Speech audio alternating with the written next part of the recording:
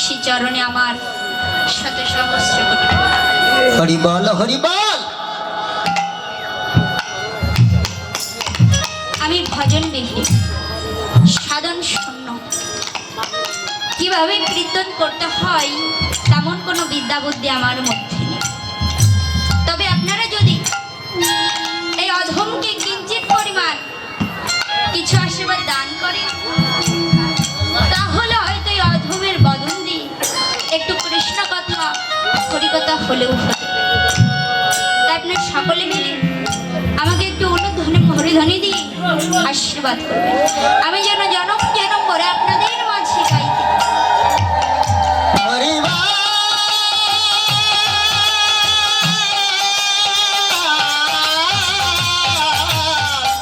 হরি হরি হরি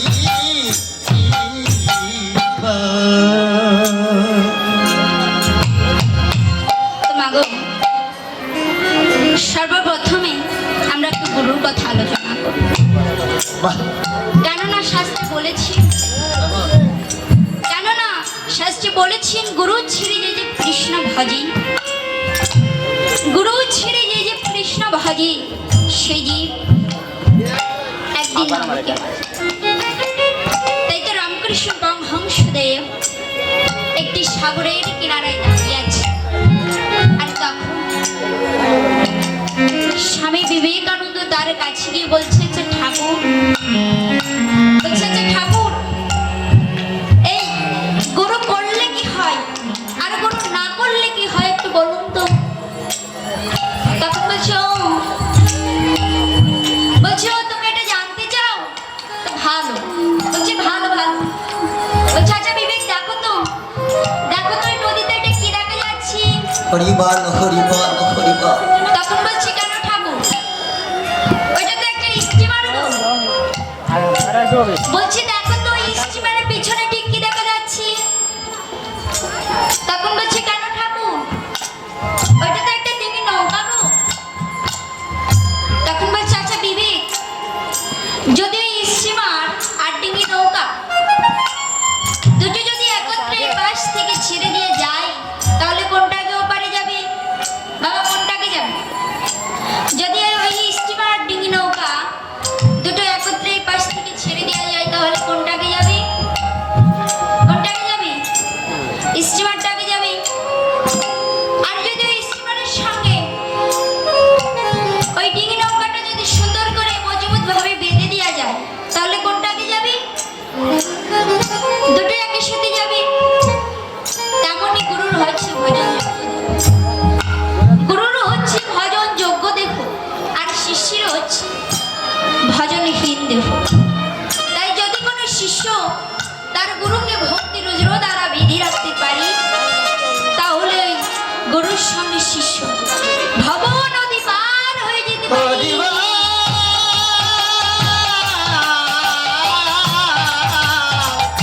হরি হরি বল।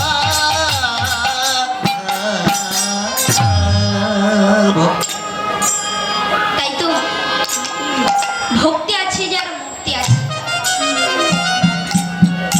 ভক্তি নেই যার, এই জগতে কিন্তু তার কখনো মুক্তি হবে না।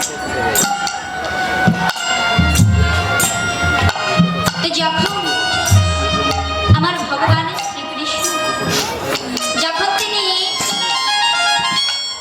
মহাভারতের যুদ্ধের ঘোষণা দিয়েছে,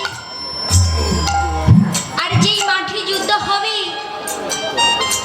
সেই মাঠে কি বাস করত? সেই মাঠে বাস করত ছোট্ট একটি টুনি টোনার বাচ্চাকে নিয়ে বাস করত। আহা যখন টুনা শুনতে পেয়েছে,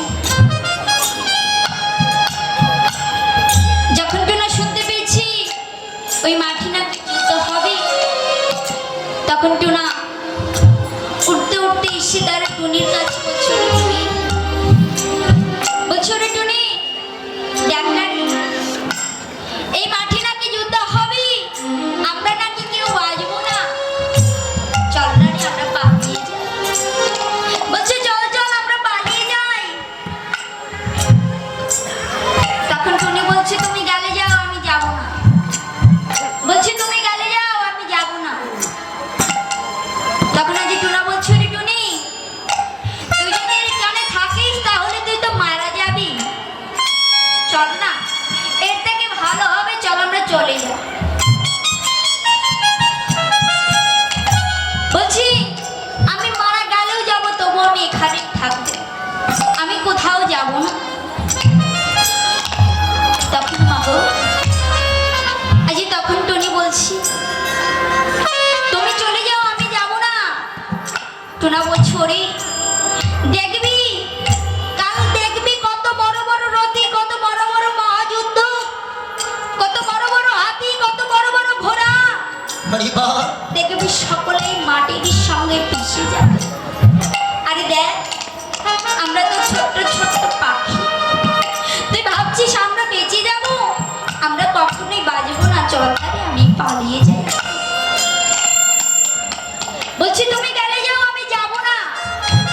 আমি যে এতদিন আমার গোবিন্দকে ভালোবাসলাম, আমি তো এতদিন কৃষ্ণকে ডাকলাম, শিশির বেলায় কি আমাকে দেখতে হবে না কৃষ্ণ আমার কি রেখে গিয়েছে? হরি বল, হরি বল। তাই আমি বলছি আমি যাব। তখন আজ টুনা কি করেছি, টুনা তার প্রাণ ভয়ে পালিয়ে গেল। আর টুনি তার বাচ্চাকে বক্ষে জড়িয়ে ধরে বেগুন গাছের তলে বসে আছে। পরের দিন যখন যুদ্ধ শুরু হবে, দুই পাশে সৈনিক দাঁড়িয়ে পড়েছে। আরে যেখানে দাঁড়িয়েছে দুর্যোধন রাজা,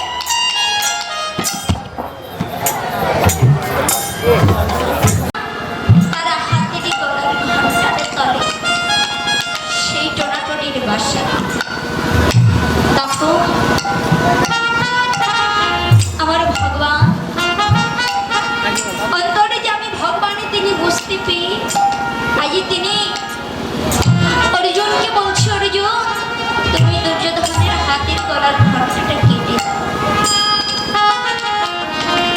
যখন আজ ওই কথা বলেছি, আজ দুর্যোধনের হাতের গলার ঘণ্টাটা কেটে আর ওই ঘণ্টাটা গিয়ে টোনাটনির বক্ষ ঘিরে পড়েছি।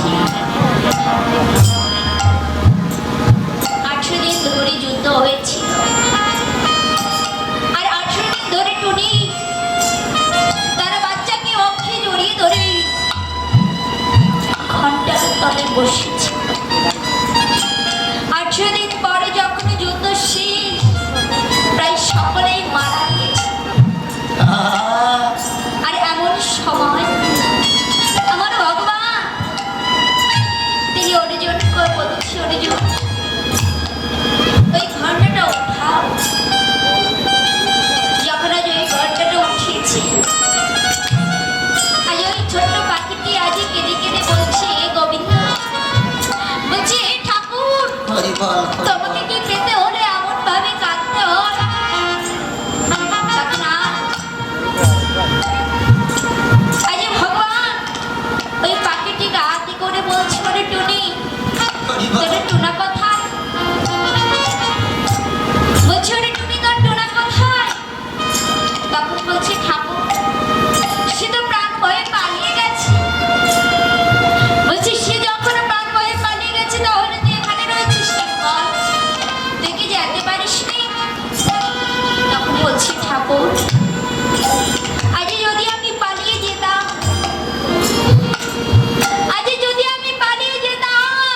তাহলে কি আমি তোমাকে দর্শন করতে পারতাম? এই দেখো আমি পালাইনি বিধায় আমি তোমাকে দর্শন করতে পারি। তাই তো ভক্তি আছে যার, ভক্তি আছে না। ভক্তি নেই যা এই জগতে কিন্তু তার কখনো মুক্তি হবে না। তো এখন চলুন আমরা একটু আমাদের শ্রী গৌর গোবিন্দের লীলার কথা শুনি। তো আমি আর আমার এই গৌর গোবিন্দের লীলার কথা এই একমুখ বদন্তি কতটুকুই বা বলতে পারি। যে চতুর্মুখ ব্রহ্মা তিনি তার 4টি বদন্তি আমার এই গৌর গোবিন্দের লীলার কথা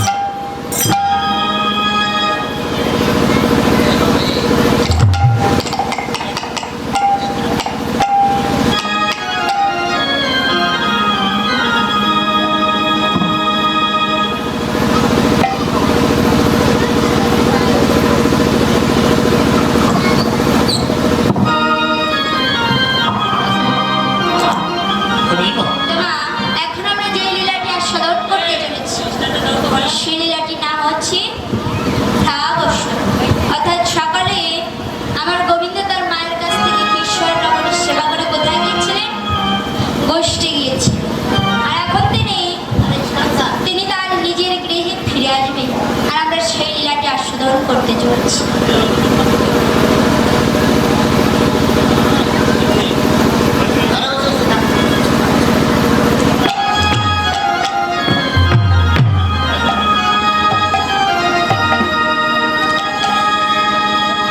ওরে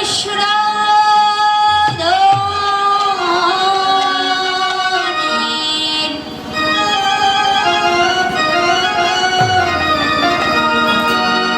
তীরে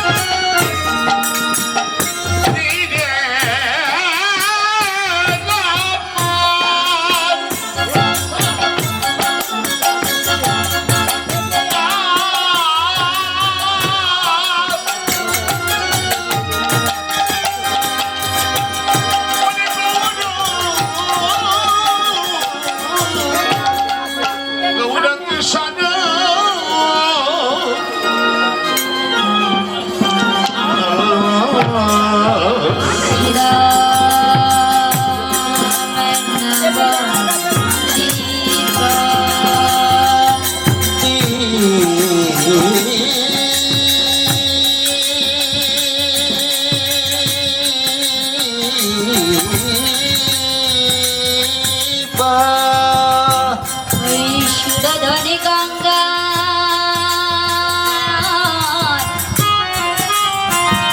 কলিনে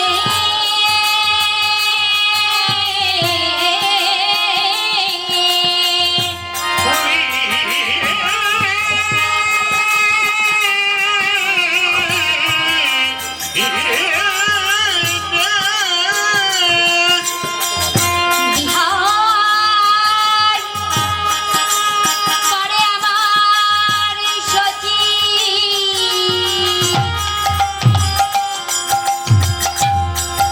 দোলালিয়া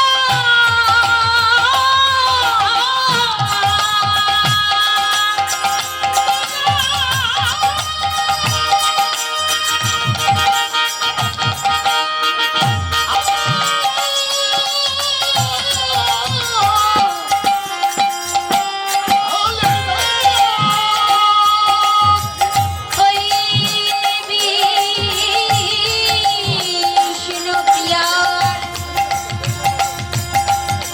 প্রাণ বধুয়া অদ্বৈতচারী রাজা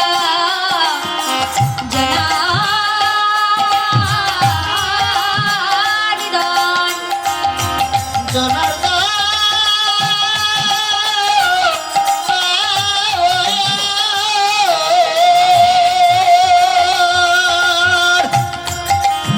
আমার গদাধরের প্রাণ অনন্ত কোটি বৈষ্ণবের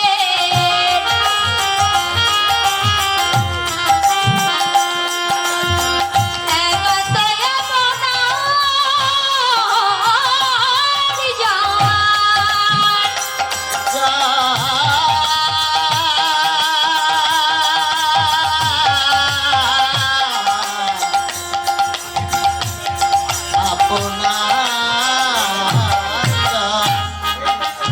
লীলা নিগ্রহ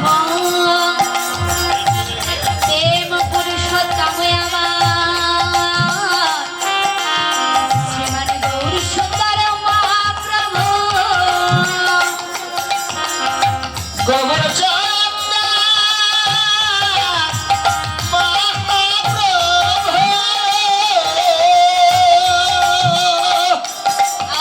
আর সেই প্রভুর বদন দর্শন করিয়া যেন দেবাসে ভক্তের হৃদয়ে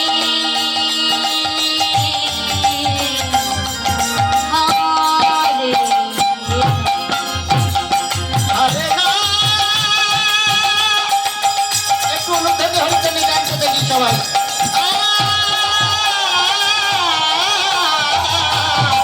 ধরে না,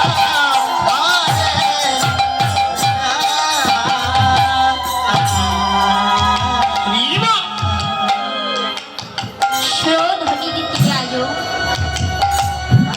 শ্রোধনের তীরে আজো আমার গৌর কিশোর সহচরে বনে মিলে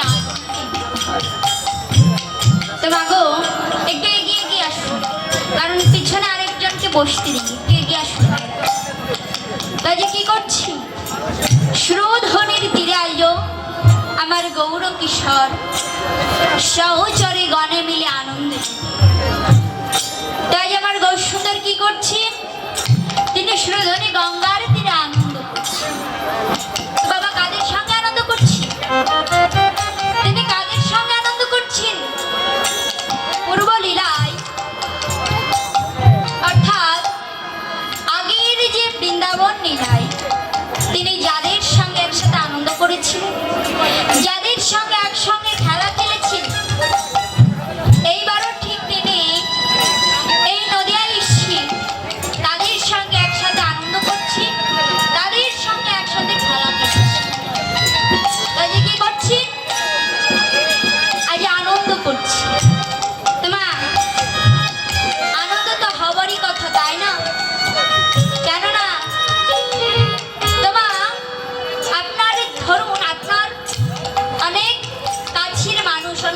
ভালোবাসার মানুষ যদি একবার হারিয়ে যায় বা দূরে চলে যায় তাহলে কিন্তু বড় কষ্ট হয়।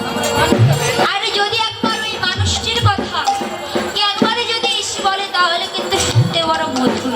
আহা আর যদি একবার তার দর্শন পাওয়া যায় তাহলে যে কত আনন্দ হয় কত ভালো লাগে সেটা কিন্তু কখনো বলে বোঝানো যায় না। তাই যে কি করছি আমার প্রভু তিনি তার হারিয়ে যাওয়া বন্ধুদেরকে হারিয়ে যাওয়া কাছের মানুষদেরকে আজ কাছে পেয়ে কি করছি আজ আনন্দ করছি। তো মাগো ভেবে দেখুন আমরাও তো একদিন আমাদের প্রভুর কাছে কেঁদে কেঁদে বলে এসেছিলাম। কখনো বলেছিলাম হরিবল কোন সময় বলেছিলাম বাবা যখন আমরা মাতৃ গর্ভে ছিলাম আর তখন সপ্তম মাসের সময় আমরা আমাদের প্রভুর কাছে কেঁদে কেঁদে বলে এসেছি হে প্রভু তুমি আমাকে এই জঠর যন্ত্রণা হতে মুক্ত দাও। হরিবল আমি ভাবে কি তোমার নাম গুণগান করব। আর বাবা আমরা কি করছি আমরা এখন এই মায়ের জগতে এসেছি এই ভাবে এসেছি এখন আমরা মায়ের দাস হয়ে গিয়েছি। হরিবল হরিবল তার কথা আমরা ভুলে গেছি তার কথা আমাদের আর মনে নেই। তাই তো জীবে নিত্য কৃষ্ণ দাস যা বলে গেল সে কারণে মায়ের ফাঁসি বলেতে পড়ি। তো দেখুন আমাদের ভগবান আমাদের এত সুন্দর দুটো হস্ত দিয়েছি এত এত সুন্দর দুটো নয়ন দিয়েছি দুটো কর্ণ দিয়েছি একটা বদন দিয়েছি। হরিবল তো মাগো আরে যেদিন আপনার এই দুটো হস্ত যখন ধিক্কার দিয়ে বলবে হরিবল হরিবল যখন বলবে এ ভক্ত তুমি তো কখনো আমার এই দুটো হস্ত দিয়ে দুটো নয়নের জলে কেঁদে কেঁদে ভেসে ভেসে আমার এই গৌরের চরণে একটা ফুল জল দিলেন। যখন যখন বাবা এই বদন যখন ধিক্কার দিয়ে বলবে হরিবল হে ভক্ত তুমি তো আমার এই বদন দিয়ে কত ভক্তির কত কুকথা বলেছ হরিবল হরিবল কখনো তো একটু এই বদন দিয়ে একটু কৃষ্ণ কথা হরি কথা বললে যখন বাবা এই কর্ণ যখন বধির হয়ে যাবে আরে তখন এই কর্ণ দুটি ধিক্কার দিয়ে বলবে হরিবল হে ভক্ত তুমি তো আমার এই করোনাদের কত আকথা কুকথা শুনেছ কখনো তো একটু এই করোনাদের একটু কৃষ্ণ কথা হরি কথা শ্রবণ করলে তো বাবা বাবা তখন আপনার নিজের কাছে মনে হবে আইনি এই জগতে আমি কি করতে এলাম আরে কি করে গেলাম। তাই তো এই জগতে না সেই বুঝি আমার হরিবল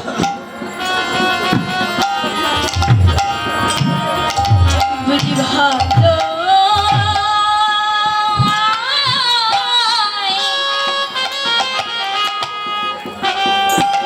বুঝি ভালোইছি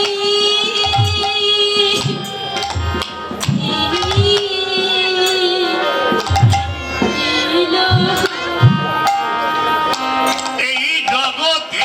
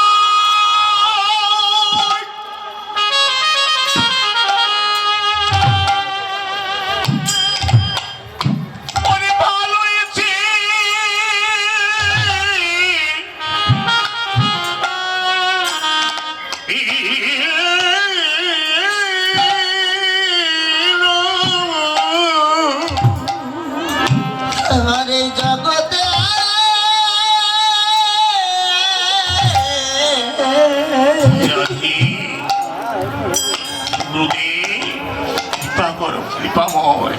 এই জগতে রাজা সাই বুঝি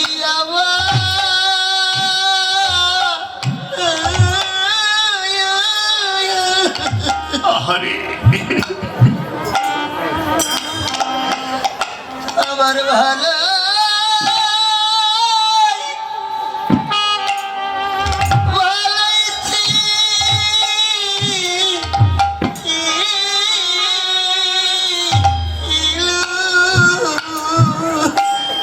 হরে যদি কৃষ্ণ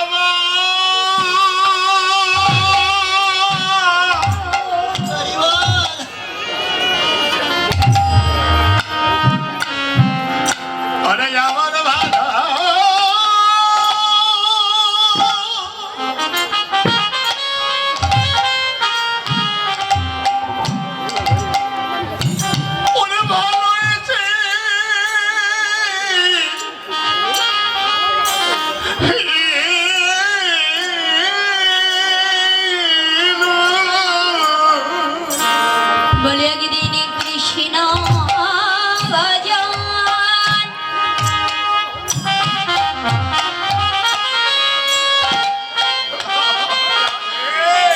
বলে আমার হলো নারী হরিবল হরিবল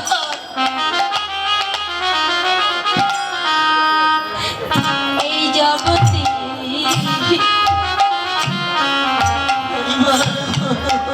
এই জগতে না আসাই বুঝি আমার হরিবল বুঝি ভালো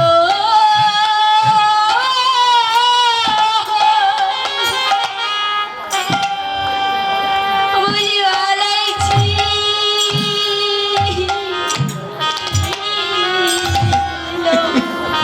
হরে যদি কৃষ্ণ ভজ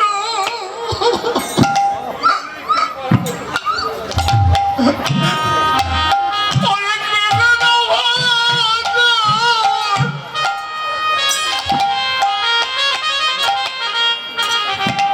এই জগতে আমার হলো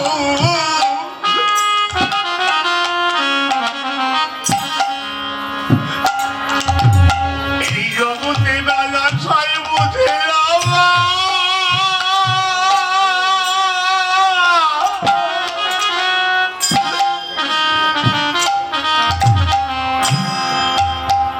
অনেক আমার ভালো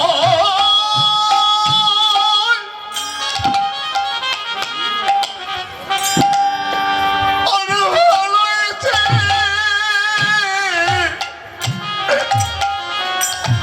ছিল বলি আমার কৃষ্ণ ভজন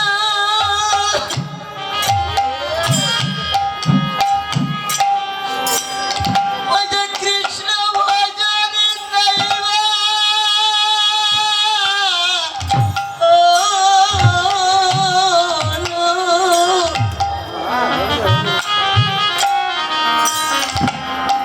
জগতে নাই ভাই আমার আশা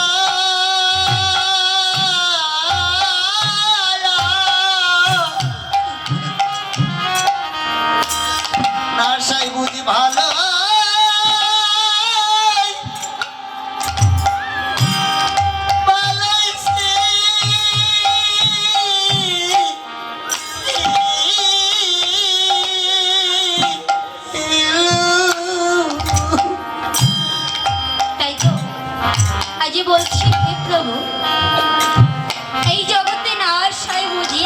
ভালো ছিল।